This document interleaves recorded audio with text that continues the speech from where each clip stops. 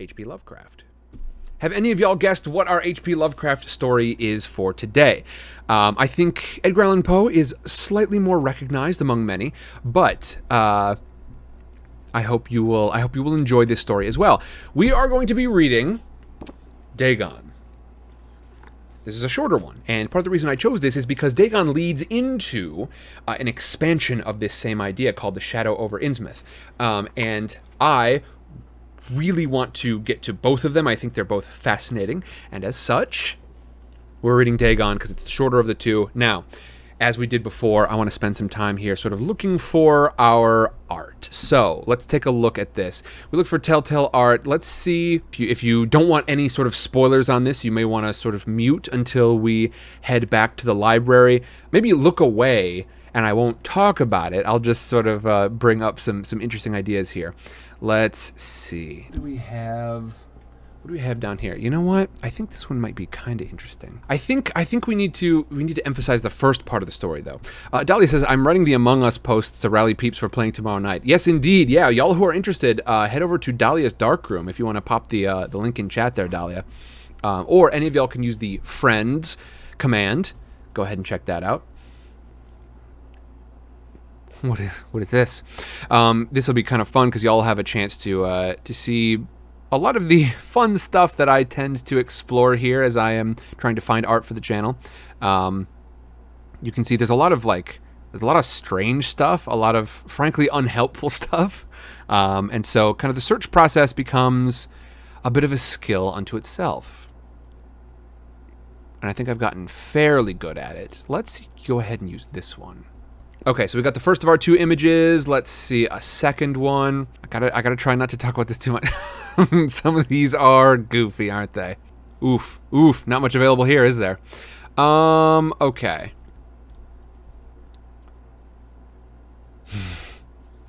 All right, there we go. And just a little tip from me to you. If y'all haven't noticed, I'm doing it already. I definitely and frequently I'll use my face cam to hide elements of art that don't quite fit what I need it for. So you will often find that I have used, for instance, right now, let's go ahead and get these mountains nipped out of the way there. Just go ahead and tuck that off to one side. Yeah, I will frequently use these to hide different elements I don't care for. All right, now, everyone, we are back in the library.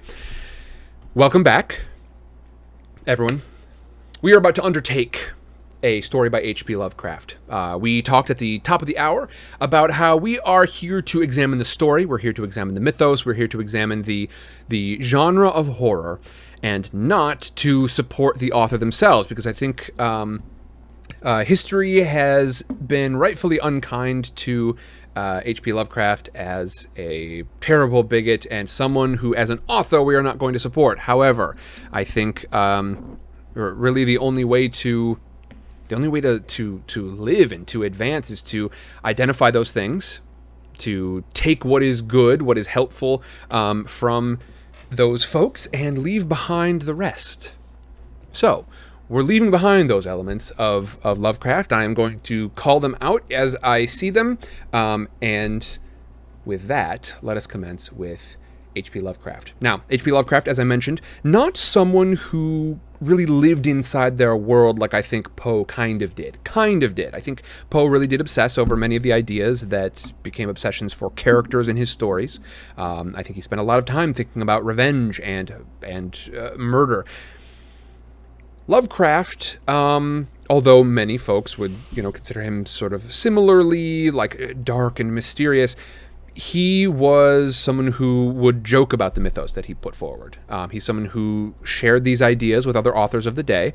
This is all to say that he was not someone who sort of believed that this was the truth of reality. He was someone who had an idea of a sort of horror that could exist.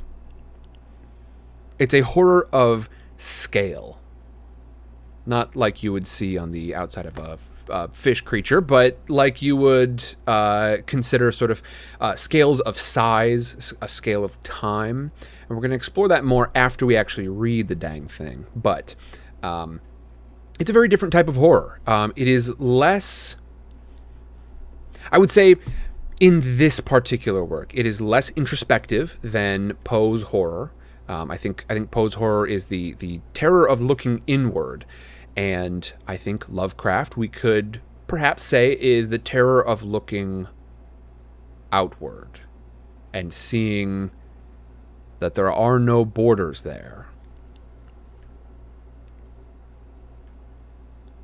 This story is called Dagon. As I mentioned, it is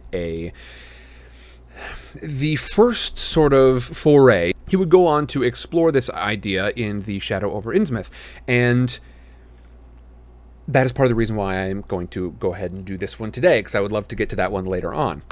Because of the different style of this, I'm going to be reading it in a different style. It's going to be less frenetic than the other one. Nonetheless, I hope you enjoy this Dagon,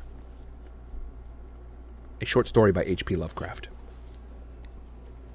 And Rubik's Gaming, I am certainly glad you're enjoying it. Y'all can expect there to be at least one spooky story night during Book Fair, last week of September. Never you forget, and never you forget to head over to the Discord and let me know what else you'd like to see on the schedule for Book Fair. Dagon, a short story by H.P. Lovecraft.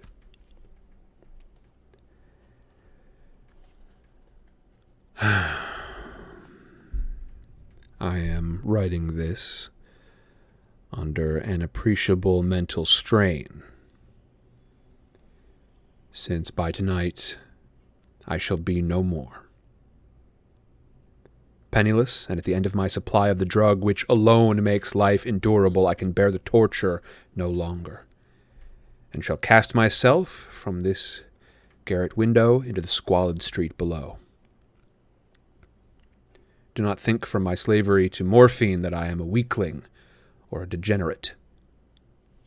When you have read these hasty scrawling pages, you may guess, though never fully realize, why it is that I must have forgetfulness or death.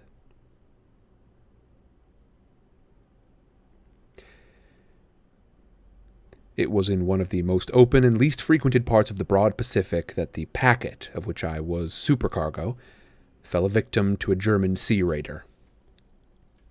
The Great War was then at its very beginning, and the ocean forces of the Hun had not completely sunk their later degradation, so that our vessel was made a legitimate prize, whilst we of her crew were treated with all the fairness and consideration due to us as naval prisoners.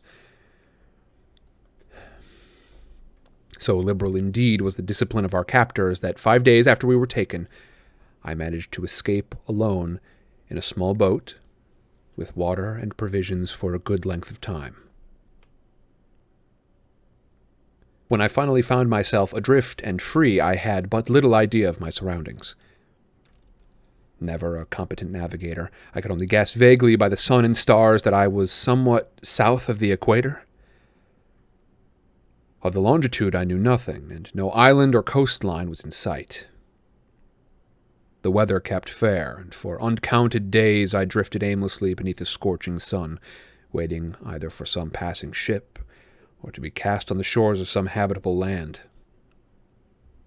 But neither ship nor land appeared, and I began to despair in my solitude upon the heaving vastness of unbroken blue.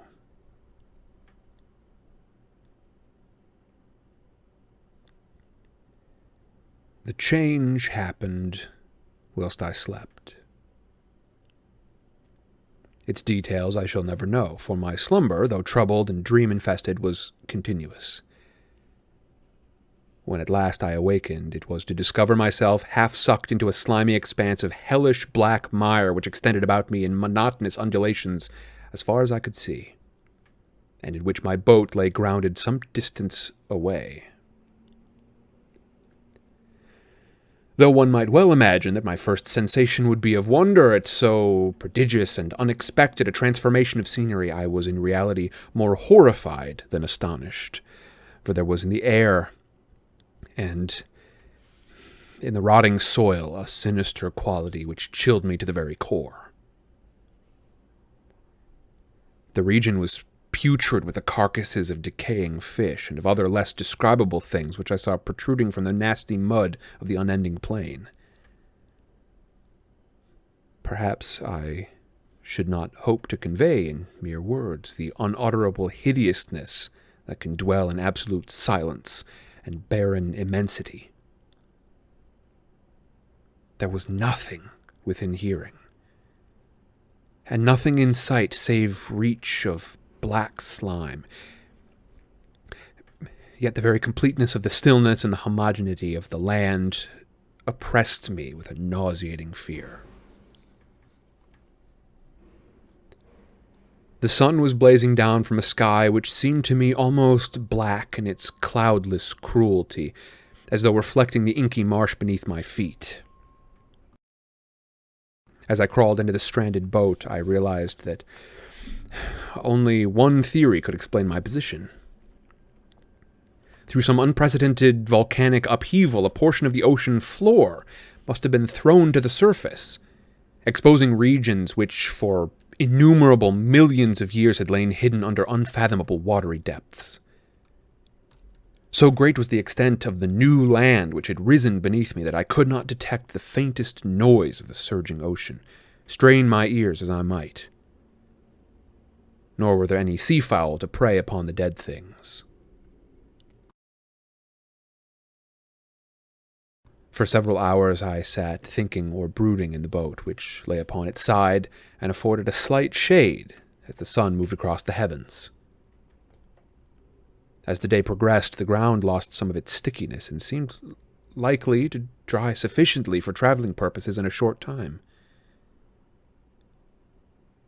That night I slept but little, and the next day I made for myself a pack containing food and water, preparatory to an overland journey in search of the vanished sea and possible rescue. On the third morning I found the soil dry enough to walk upon with ease.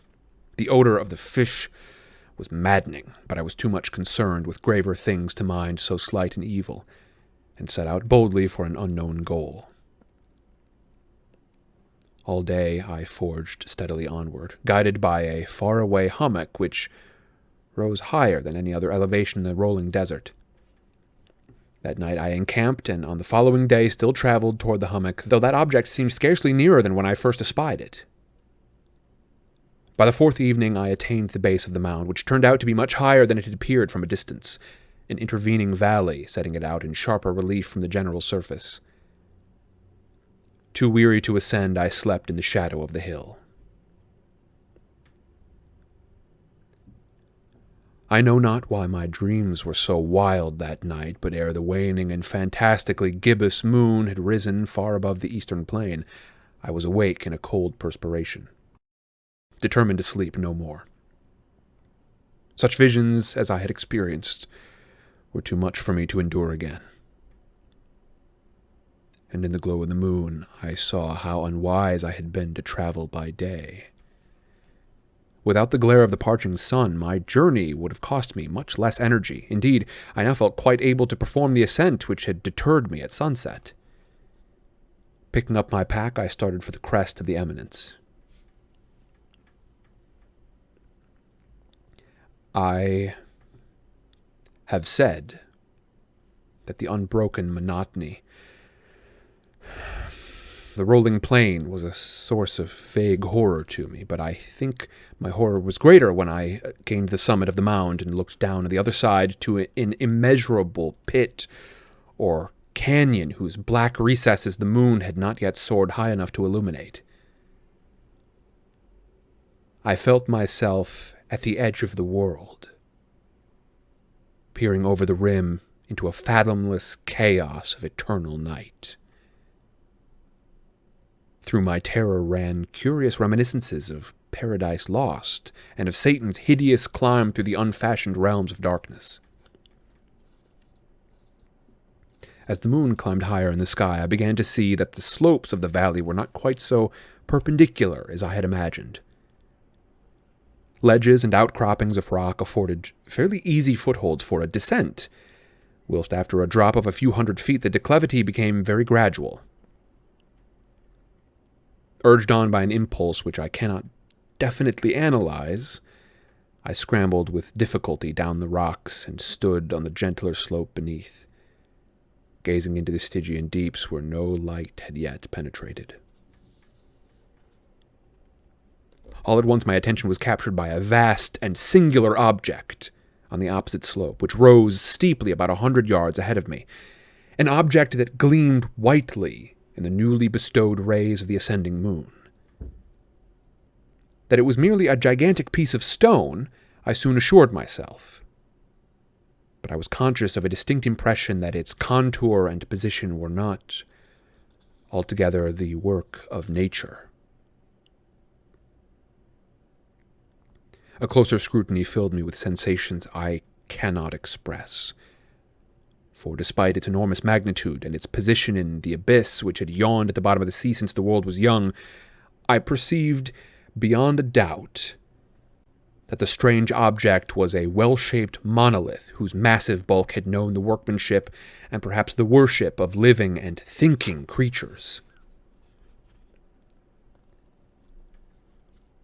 Dazed and frightened, yet not without a certain thrill of the scientist's or archaeologist's delight, I examined my surroundings more closely. The moon, now near the zenith, shone weirdly and vividly above the towering steeps that hemmed down the chasm, and revealed the fact that a far-flung body of water flowed at the bottom, winding out of sight in both directions and almost lapping my feet as I stood upon the slope. Across the chasm, the wavelets washed the base of the Cyclopean monolith, on whose surface I could now trace both inscriptions and crude sculptures. The writing was in a system of hieroglyphics unknown to me, and unlike anything I had seen in books, consisting for the most part of conventionalized aquatic symbols such as fishes, eels, octopi, crustaceans, mollusks, whales, and the like. Several characters obviously represented marine things which are unknown to the modern world but whose decomposing forms I had observed in the ocean-risen plain. It was the pictorial carving, however, that did most to hold me spellbound. Plainly visible across the intervening water on account of their enormous size were an array of bas-reliefs whose subjects would have excited the envy of a Doré. I think these things were supposed to depict men, at least a certain sort of men, though the creatures were shown disporting like fishes in the waters of some marine grotto, or paying homage to some monolithic shrine which appeared to be under the waves as well. Of their faces and forms I dare not speak in detail, for the mere remembrance makes me grow faint. Grotesque beyond the imagination of a Poe or a Bulwer, they were damnably human in general outline, despite webbed hands and feet, shockingly wide and flabby lips, glassy, bulging eyes, and other features less pleasant to recall. Curiously enough, they seemed to have been chiseled badly out of proportion with their scenic background, for one of the creatures was shown in the act of killing a whale, represented as but little larger than himself. I remarked, as I say, their grotesqueness and strange size, but in a moment decided that they were merely the imaginary gods of some primitive fishing or seafaring tribe, some tribe whose descendants had perished eras before the first ancestor of the Piltdown or the Neanderthal man was born. Awestruck at this unexpected glimpse into a past beyond the conception of the most daring anthropologist, I stood musing whilst the moon cast queer reflections on the silent channel before me. Then I suddenly saw it. With only a slight churning to mark its rise to the surface, the thing slid into view above the dark waters. Vast, Polyphemus-like, and loathsome, it darted like a stupendous monster of nightmares to the monolith, about which it flung its gigantic scaly arms, and while it bowed its hideous head, it gave vent to certain measured sounds. I think I went mad then, Of my frantic ascent to the slope and the cliff, and of my delirious journey back to the stranded boat, I remember little. I believe I sang a great deal and laughed oddly when I was unable to sing. I have indistinct recollections of a great storm after some time, after I reached the boat. At any rate, I knew I heard peals of thunder and other tones which nature utters only in her wildest moods. When I came out of the shadows, I was in a San Francisco hospital, brought thither by a captain of the American ship which had picked up my boat in mid-ocean. In my delirium, I said much, but found that my words were given scant attention. Of any land upheaval in the Pacific, my rescuers knew nothing, nor did I deem it necessary to insist upon a thing which I knew they could not believe. Once I sought out a celebrated ethnologist, and amused him with peculiar questions regarding the ancient Philistine legend of Dagon, the fish god, but soon perceived that he was hopelessly conventional, and I did not press my inquiries.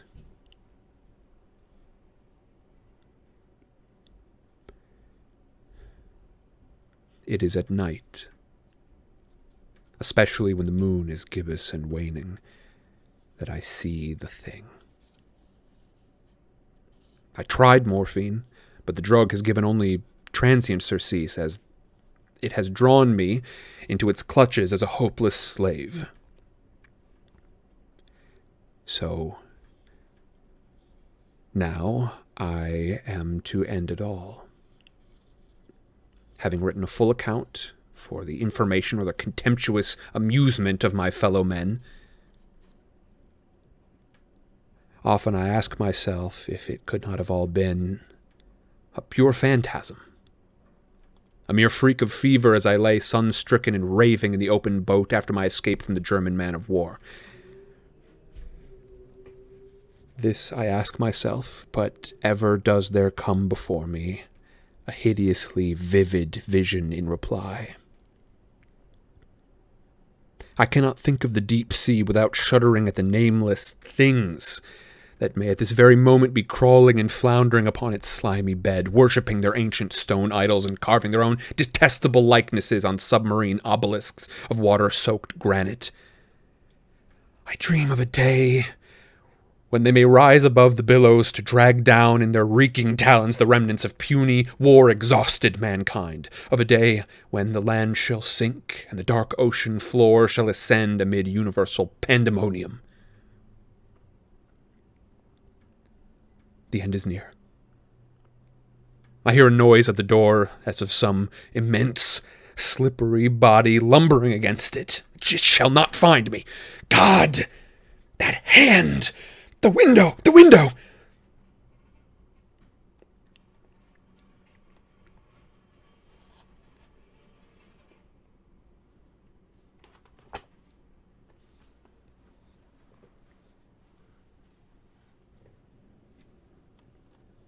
And there you have H.P. Lovecraft's Dagon.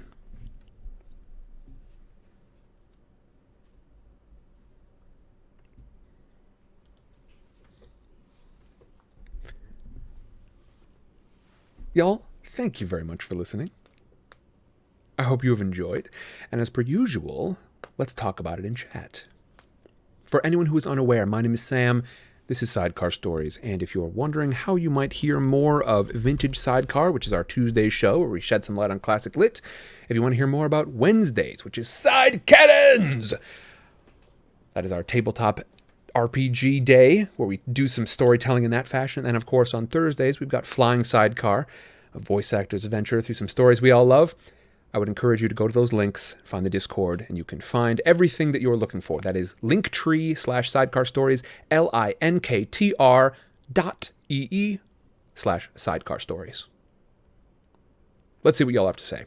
Jade Dragon says he should have tried the magic mushrooms. And yeah, this is a bit of an off topic, a little, I guess, but frankly, it sounds like there have been some possible developments in terms of kind of helping folks to overcome certain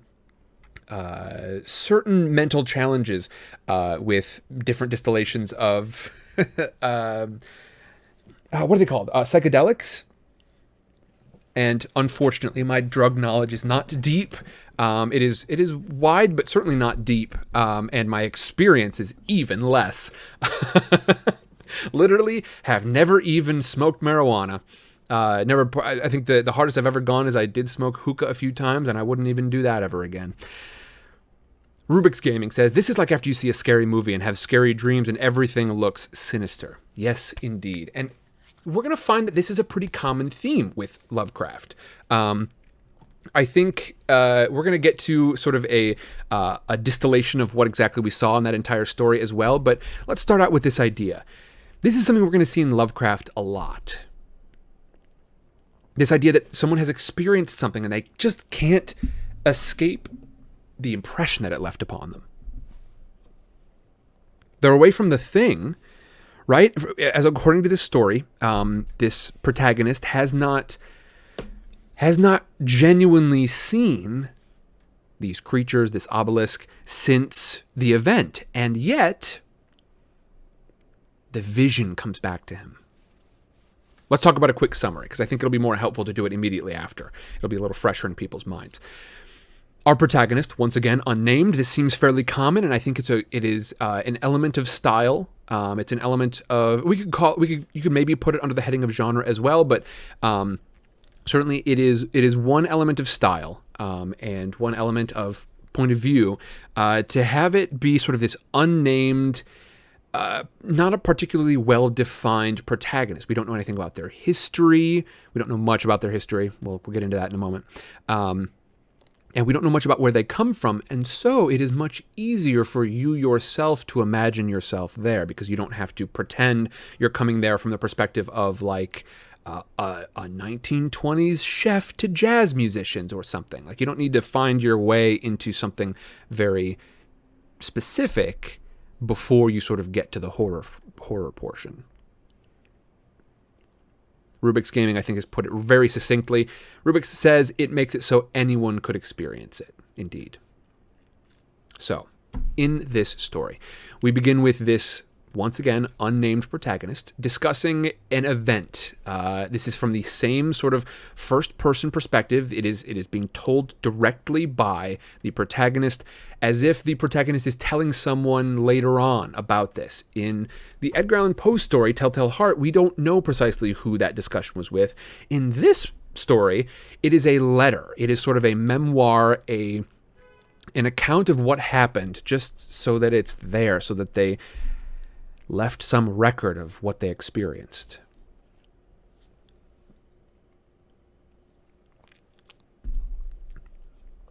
They begin their account by saying, basically, I'm about to jump out that window so that I can end all of this, because even morphine can't help me anymore. But my story starts on a boat.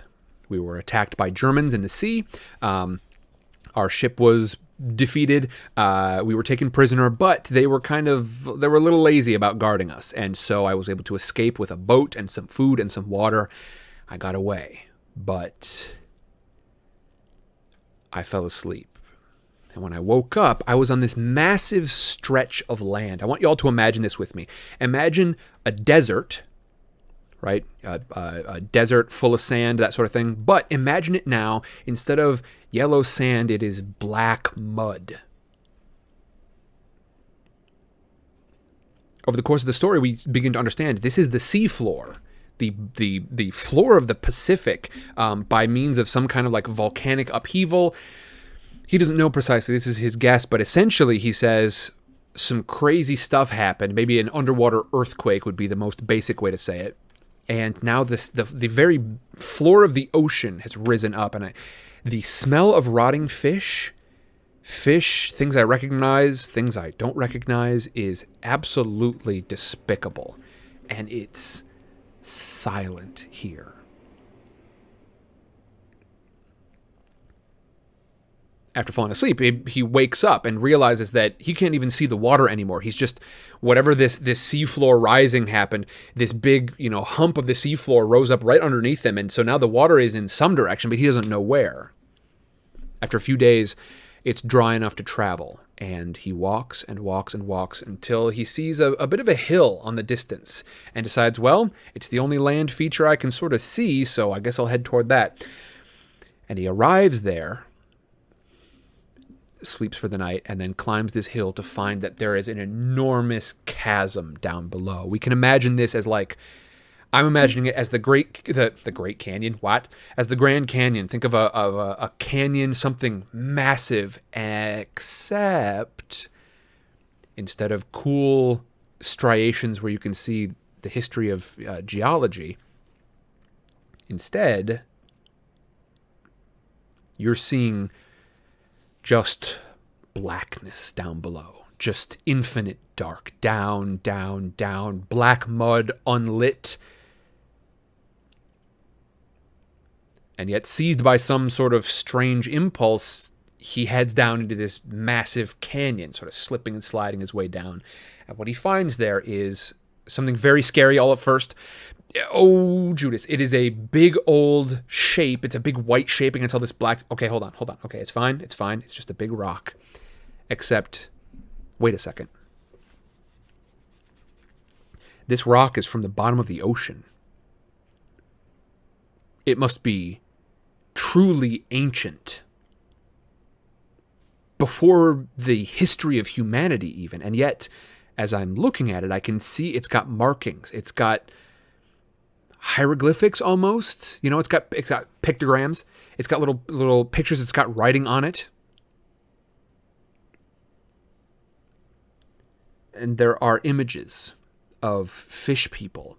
And they are people, and yet they've got fish-like features. They've got webbed hands, and they have got mouths that are distorted and strange. And surely this can't be right. Surely this must be just a picture of some ancient god, because to look at it, it would appear that they're only a little smaller than like a whale. And as I stand here at the edge of this little river that sort of runs through this giant canyon of black mud, suddenly from the river emerges one of these creatures. This creature which should have been unimaginably ancient before the first human ever walked the earth. It should have been dead and gone, and yet there is one. And it comes out of the water, and it gives the big old bear hug to this big white obelisk, which is just an obelisk is basically just like a big piece of stone as a marker. And some of them are carved, some of them aren't. It hugs this thing, and this dude yeets himself right out of there, frankly. He is out. He dips and heads up the side of this canyon, heads back over the hill, heads back to his boat, which he left there. He doesn't remember how he got back to the water. He doesn't even remember much about being on the water, but he wakes up after being tormented by the knowledge that this thing could be pursuing him, and by the ever crushing silence of this black mud desert, and the stench of rotting fish and octopi and whatever else these things are down here. Yeah, Jade Dragon says he met the void.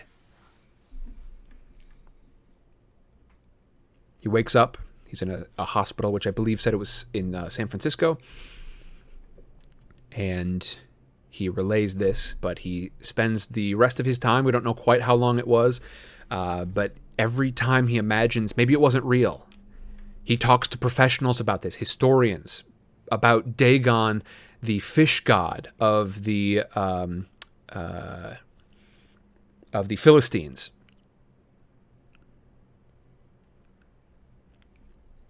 Every time he seems to sort of be settling down, every time he sort of can start to convince himself, maybe it wasn't real, maybe I was just having a fever dream on that boat. You know, after escaping from the Germans, maybe I just had a fever dream on the boat and the whole black desert never happened. I've spoken to sailors and none of them mention that anything weird is going on in the middle of the Pacific. No rising land, no black mud desert, nothing. It can't be real. And then the vision comes back to him, and That is where we find him in this room where he's about to hurl himself out the window, and he imagines once more that he can hear those shapes outside the door, and there's the hand. We don't know if he sees the hand or imagines the hand, but he says the window, and that is the end. Orly Rose says, it's such a great contrast between this and Poe, where outside forces / actions seem to be working on our protagonist, which leads them to descent into madness and paranoia. Yes, indeed. And this is... I'm going to rewind a little bit further, so don't worry. We're not going to start there and move down. I'm going to start up a little higher. But that is something I want to definitely emphasize. Between this and Poe, certainly Edgar Allan Poe was the horror of the internal. I think most horror is the horror of the external. I think much of it is. I think most horror falls in the genre of spooky things out there somewhere. And then, sort of on that spectrum, right, we can start with... boy, I need some scratch paper. That would be so handy right now. What am I doing? Hold on. I'll be right back. I want to do this. Actually, I've just had an idea. I've got big Post-it notes here. I'll just use those. So we've got this spectrum, right? Where we start with the internal, the horror of the internal. And right here, we've got Poe. All right here, inside that circle, inside the internal there, we've got Edgar Allan Poe, who likes to hang out there. He likes certainly in that last story to discuss that internal horror. And of course, y'all who are listening to the audio-only version can't see this, but on the very left-hand side of this, I've drawn a little circle, and then a line coming from the center of that circle. It looks like a lollipop on its side. And Poe is inside that circle. He likes the horror of the internal. And then about, just a little bit outside of that circle, we've got zombies. And we've got ghosts a little bit outside of that circle. And we've got, let's see, what else do we have? We got slashers. Just outside of that circle on this spectrum. But there's a lot of room over there at the other end of that, isn't there? There's a lot of room. We've got our lollipop on its side. The head of the lollipop is over on the left, and that's where we can see, Poe is inside the lollipop, and then just outside of that lollipop is the slashers, the zombie, the ghost, and then there's a lot of room over on the other side. And we keep going. More and more external. More and more and more external. Things that are so distant that surely there couldn't be any horror there, because we've talked at length during Frankenstein about how horror relies on the familiar. It relies on sort of the perversion of the familiar. It relies on taking a familiar thing and making it unfamiliar and therefore terrifying, whether it is an exploration of humanity as unfamiliar and terrifying. We talked about at length how the description of Frankenstein's monster was not one of being, this big, 16-armed creature with 14 eyes. And it wasn't that. It was human almost. And that's what makes it the absolute worst. Surely there can't be something so far out on this lollipop spectrum, way, way down past the handle. Surely we need to rely on something familiar. And yet, when you get out there all the way at the end, and I've now made a little dotted line over at the other end, all the way over on the far right-hand side of this spectrum, and over there is Lovecraft. On the opposite end of the spectrum, that's where Lovecraft likes to hang out. Almost to spite introspective horror. I'm sure that wasn't genuinely his intent. He brought up Poe, but it wasn't explicitly to spite Poe. But think about that as a genre. This is something which is so far beyond. Mearden says ghosts are mostly internal fear, though. It's all shadows, creaking of old houses, and so on. I think ghosts are an external fear. I think there is a certain fear of death, which I would consider that to be sort of internal. And I think a lot of horror does rely on death in some tangential way. Vsauce actually did a great exploration of what is the scariest thing. And if you want more information on that, I would certainly advise you check out that video. But almost in spite of this introspective horror, we've got Lovecraft exploring the horror of being absolutely insignificant. I want to tell you all, this is the type of horror that really gets me the worst. I think like one of the most horrifying things ever to me. It's not slashers, it's not zombies. It was aliens for a little while, but not anymore. It is Oort clouds. OORT clouds, Oort clouds. Maybe I'm pronouncing that incorrectly, but those things freak me out. And it's because they are massive.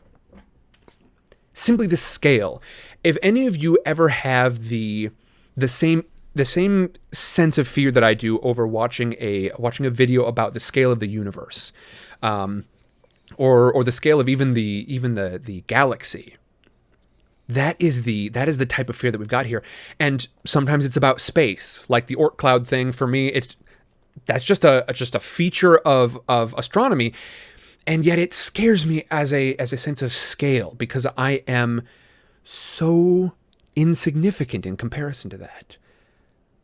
Lovecraft has done some things like that with the exploration of scale of size, but he loves to hang out in the realm of the scale of time. He loves to hang out in this little niche of horror that says, think about how long the world has lived. Think about how long the universe around you has lived. How could you think you mean anything?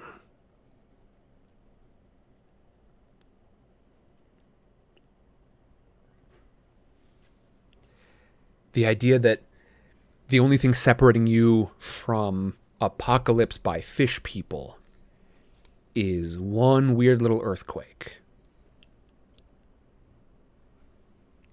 And that they're coming now. I'm going to be very excited to explore this when we make our way into the story, The Shadow over Innsmouth. Let's get to some of these other chats that we've got here. Stationary Fork said, hold on. Let's go back a little bit further.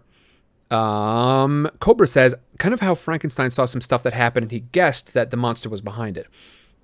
Indeed, yes. He's sort of getting these visions, and there's guessing, and then there's sort of obsessing. And I think, sometimes Frankenstein blurred the lines between those two things. And indeed, we may find that this is where this protagonist is as well. Stationary Fork says, I feel pretty bad for the main character. A traumatic experience can cause PTSD. I think that the main character saw in this... I think that what the main character saw in this is far beyond so. So it makes him insane. And that makes sense. And I think there's a distinction there between insanity and PTSD, certainly. And I will remind you all once again, as I think I'm going to make kind of one of our anthems here as we discuss horror in general, is that for both of these things, there are resources available. And I didn't realize it before, but I absolutely realize it now. I'm going to start to collect those resources, and I'm going to make that a command in chat so that people can get access to this stuff directly. If our exploration of this yields anything positive, I would love for it to be that. But certainly, yeah, this is a very traumatic experience, and I don't think PTSD was particularly well understood in Lovecraft's day. I think morphine was a fairly common remedy for that, but of course, morphine is deeply, deeply addictive, and as this protagonist has expressed, it sort of drew them in, and they became slaves to it, and it didn't help. Over time, it stopped helping. It didn't work anymore. Rose says, Poe sets it up through a dialogue with frenetic pace while Lovecraft describes the outside horrors that press in on our protagonist. Indeed, yeah, let's talk about the pace a little bit. Y'all know we like to do that. Poe, we read Telltale Heart, very quickly paced. A lot of description of short time periods at the same time. And then in this, we have this much more drawn out pace. I think over this whole monologue / letter, one could imagine just sort of like a deep rending, like any modern alien movie, like any alien movie after, say, 2017, where they like to just exploit those long, droning tones. I think we could hear that throughout all of this. I think that would, if we were to listen to like a radio play of this, that wouldn't sound too out of place. It would just sound like a trailer for something that we would maybe go and watch if we like this genre. And it's plodding. Not plotting, but plodding. Sort of slow, methodical trek through this story. We don't get these massive zoom ins where we'll spend a ton of time just talking about how slowly one entered a door. We get a little bit of play-by-play action. A few moments wherein we're following the protagonist as they get a glimpse of this big stone and what happens when this fish creature, alive, impossibly alive, leaps out of the water and embraces this obelisk. We get a bit of play-by-play there, but a lot of this story is just about the slow, constant press of the fear of knowing that this thing is real, not being able to convince anyone of that, and having that just linger in your background, in your history. It's there. At the first glimpse of the stone, you thought you could bury that mentally. You could file that in a drawer as pre-ancient history. And yet, there's the fish person. It's right there. Now it's part of your history.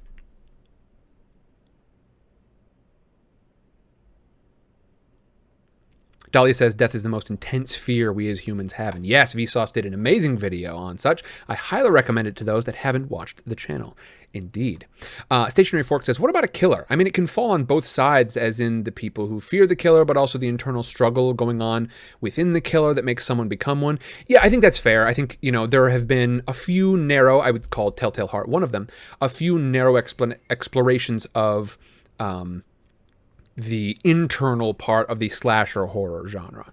But I would call, Telltale Heart fairly unique. Not entirely unique, but pretty unique.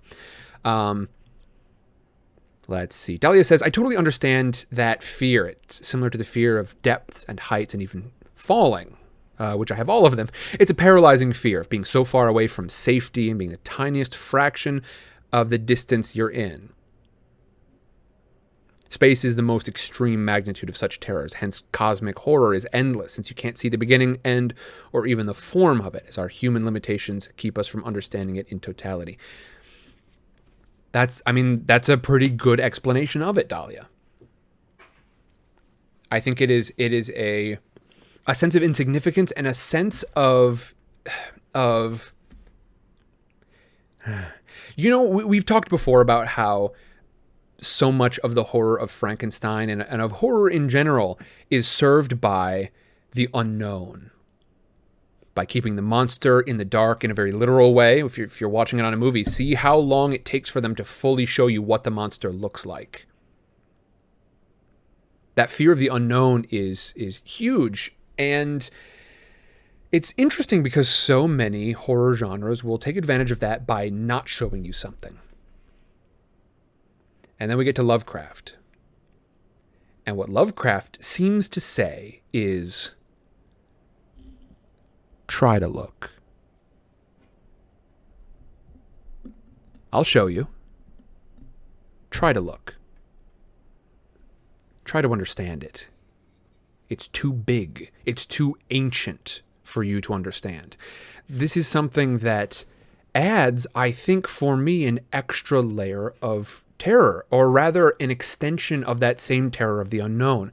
Because when I see something in the dark, I know if I turned a light on, I would see its whole shape. I would know what's there. This is a permanent darkness. This is a darkness of understanding. This is a fear of the unknown, because, try as you might, it is unknowable. It is too vast for your imagination. It is too large for your comprehension.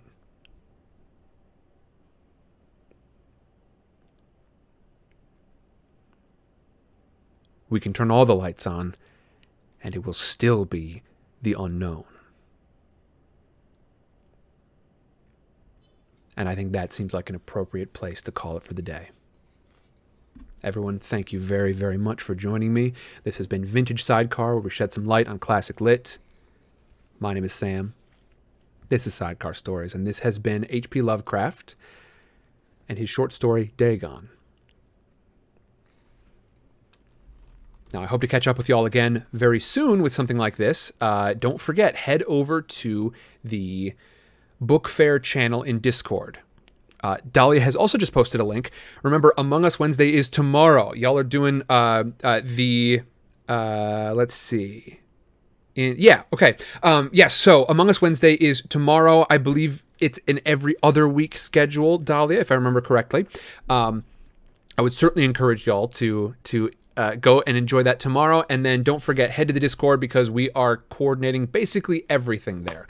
And don't forget, come back in 1 hour because we're doing perhaps my most ill-advised stream yet. Baby, lock the doors and turn the lights down low. That's right, it's side karaoke. Baby, lock the doors and turn the lights down low. Everyone, I hope... Oh, I do need an organ riff. Yeah. Dun, dun, dun, dun, dun, dun, dun, dun, dun, dun. I probably won't use that one because I'll get struck for it. But yeah, just some sort of very spooky organ riff. Y'all, thank you so much for being here with me. Don't forget, 1 hour, side karaoke. End of September, Book Fair. Please head over to the Book Fair channel and to the Side Karaoke channel for more information on both of those. I will see you all in 1 hour. Tell your friends, ping people, get them in here. It's going to be dumb. It's going to be fun. I love y'all, and I will see you then. I want to thank you all very much for being here. Cobra, Gems, Luis, Dahlia, let's see, Rose, Missy, Fork, Rubik's. Y'all have been incredible. Sander, I'm guessing is still in here. I think Sander went AFK, but Sander, thank you for hanging out earlier. Or now, whichever one it is. And then, of course, we've got Jade Dragon, Gems, Sander, Dahlia, Courier6, Sylvan, and Rubik's over in the Discord. Y'all, you're fantastic, and I look forward to seeing you again in 1 hour. Goodbye, folks.